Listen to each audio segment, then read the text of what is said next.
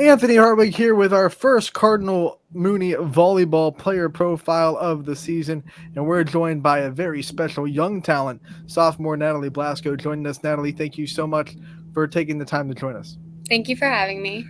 Sophomore or not, you are a leader of this team as a setter. You're someone that had to really take the reins of this offense after losing a senior setter last year to graduation.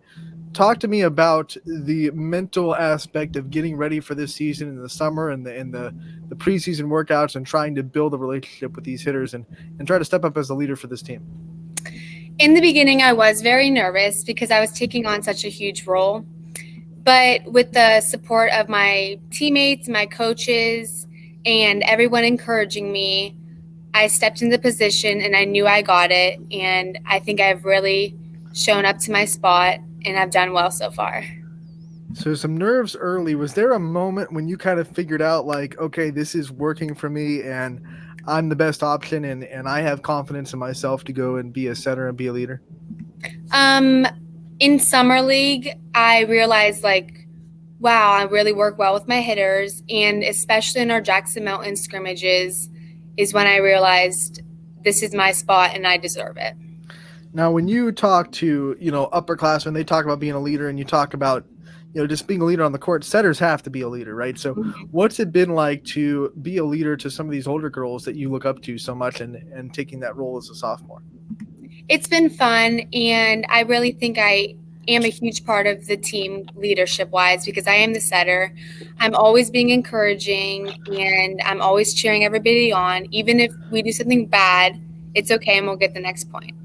This team has a good mix of some senior leadership, but also some young talent. From your perspective, as one of the younger players on the team, what's it been like to see kind of the gelling of seniors and younger players working together and obviously the senior class being as welcoming as they've been?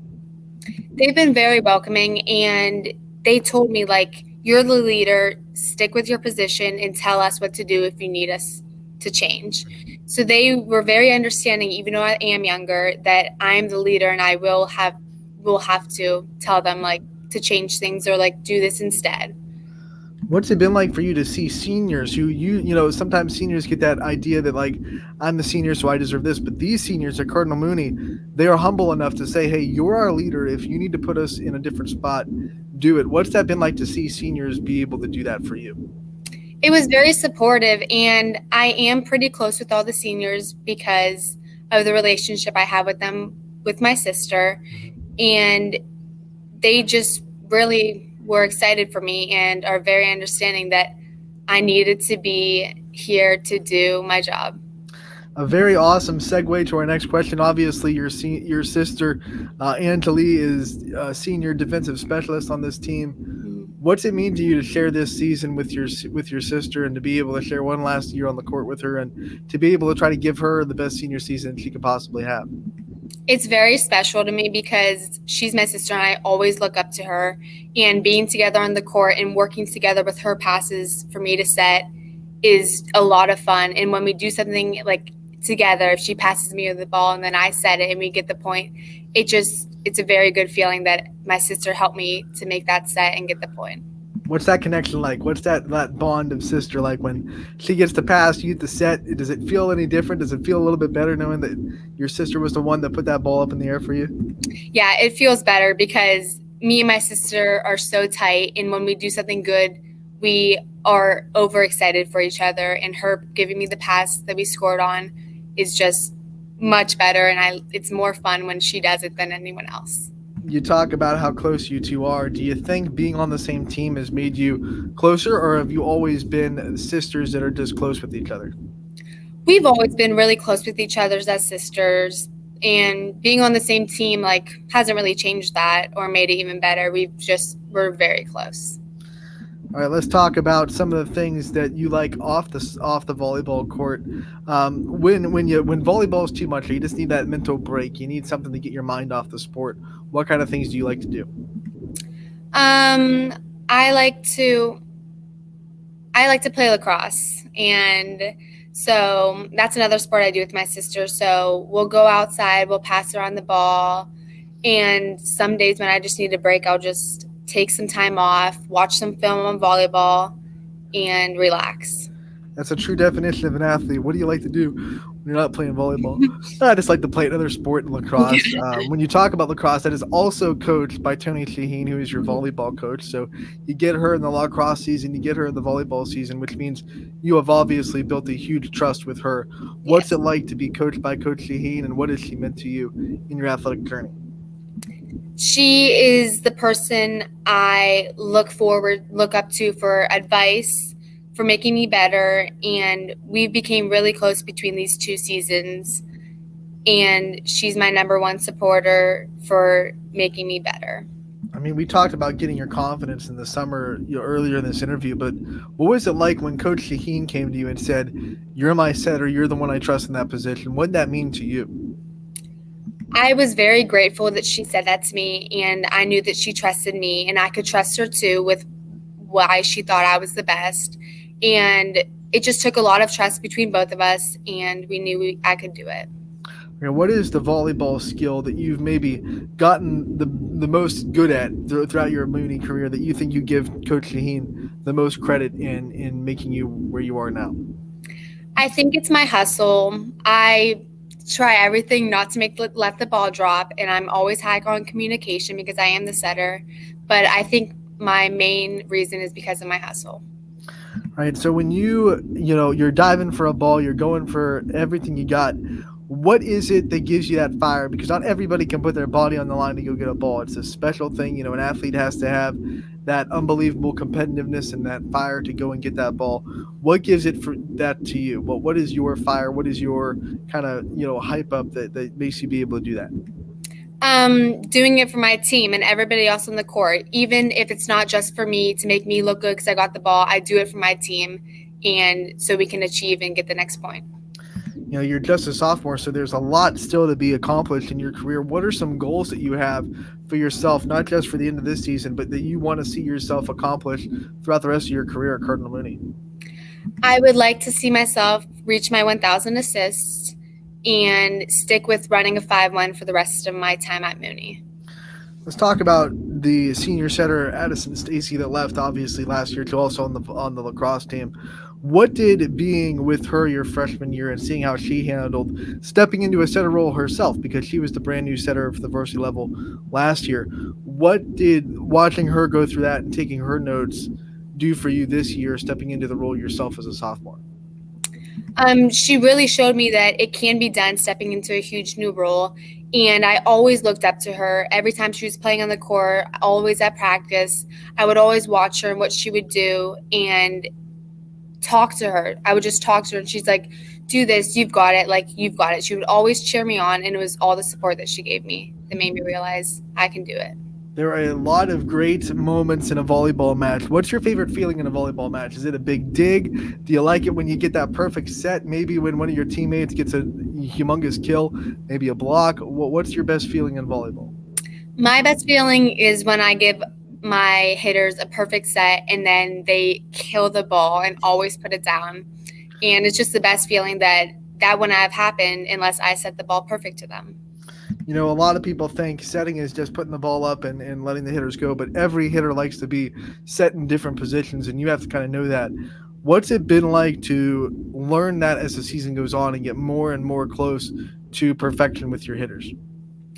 I've just spent a lot of time working with my hitters, knowing what they like, always knowing where they want the ball, because some of my hitters will want a 1, but then some of them also want a 1, but they want it a little bit off.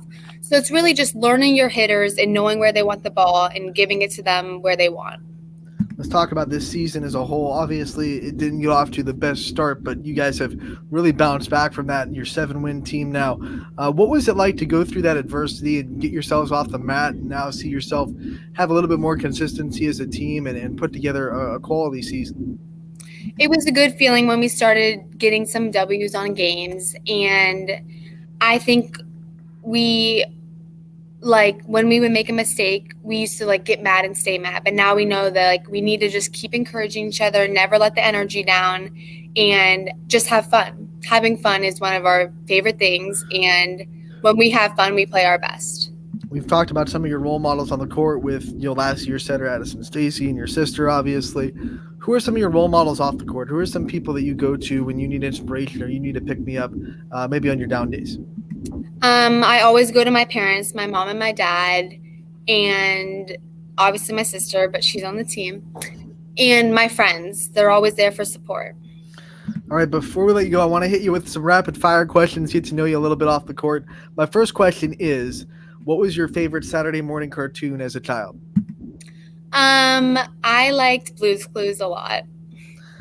If you could kind of put yourself into any fictional world, whether it be like a cartoon or any kind of fictional world that you could put yourself into, where would you want to go? Probably like a superhero world. Okay, that opens up some questions. If you could have any superpower, what would it be? I know that's kind of cheesy and generic, but what would be your superpower? I would like to be able to become invisible. Do you have a favorite superhero? Not really, no. When you think of things that movies or books, obviously that's a big debate.